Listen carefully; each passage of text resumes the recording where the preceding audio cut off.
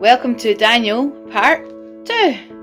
Remember last week we were talking about Daniel and how he was captured by the Babylonians, by King Nebuchadnezzar, and Daniel honoured God by keeping to his diet and not following Nebuchadnezzar's diet, and that God made him strong and favourable in the eyes of Nebuchadnezzar.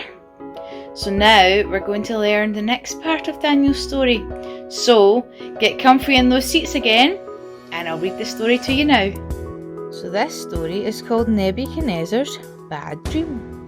King Nebuchadnezzar kept having a horrible nightmare.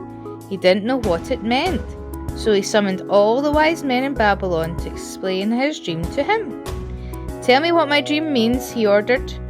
"Tell us about your dream first, or how can we say what it means?" they replied. "If you are as clever as you pretend, you should know without me telling you," he insisted. "Tell me or you will all die." "Only the gods can do such things," they protested. King Nebuchadnezzar was so angry he ordered all the court officials to be executed, including Daniel and his friends. When Daniel heard about this, he prayed to God to save their lives by telling him the king's dreams and what it meant, so God gave him all the answers.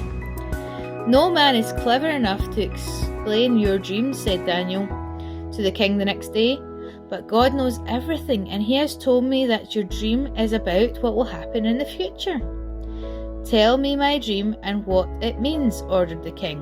"You saw a huge statue of a man," said Daniel. "His head was gold, his body silver, and his legs were bronze. Then a rock hit the statue's feet, which were made of iron and clay, and broke them into many pieces. The whole statue crumbled into millions of little bits and was blown away by the wind. The rock became an enormous mountain, covering the whole world." "You are right," said the king, "but what does it mean?" "The gold stands for your own strong kingdom," said Daniel.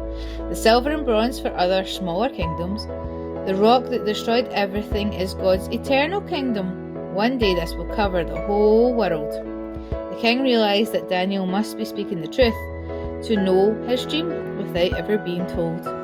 "Your God must be truly Lord of all," he said, King Nebuchadnezzar. "Stay here with me, Daniel, and I will reward you and make you ruler of all of Babylon." So Daniel made sure his friends had good jobs too, but he stayed with the king. Cool. So in that story we learned that King Nebuchadnezzar had a bad dream and he couldn't explain why he had this dream or what it meant. So he found all his wisest people and asked them, and nobody knew. But Daniel prayed to God, and God told Daniel what the dream meant. And he told King Nebuchadnezzar. And then God saved Daniel from being killed, and all his friends too.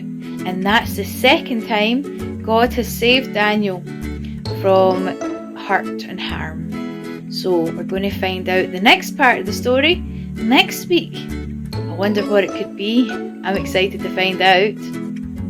I'll see you all next week. Have a lovely week. Bye everyone.